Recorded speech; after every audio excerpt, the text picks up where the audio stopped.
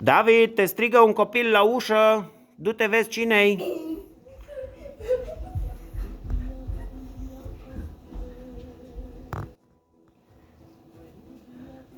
Cine-i, David?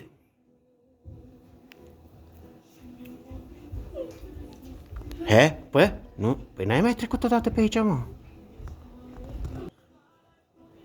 Imposibil, o trecut deja de 2 ori pe aici. Cum se poate așa ceva? He? A 3-a oară? Ce ai făcut? David, dar tu te poți teleporta? Da! Hai să te văd. Stai acolo să văd, stai. Acțiune. Uite, am venit mai aproape. Uite unde am apărut. Cum așa ceva?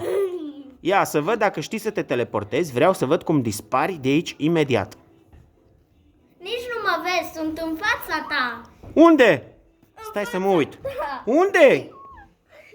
Chiar nu mă vezi? Acum te văd, dar nu știu ce se întâmplă, că tu dispari câteodată. Ia să vedem dacă tu știi să dispari. Vreau să văd cum dispari tu de aici. Tu trebuie să spui 3, 2, 1. 3, 2, 1. Vezi că am dispărut. Da, dar cum faci chestia asta, că nu-mi dau seama. Ok, vreau să văd dacă știi să-l teleportezi pe Matei să apară în fața mea. Da, vrei să vezi cum îl teleportezi? Da, vreau. Uite, ți l-am dat, e în fața ta.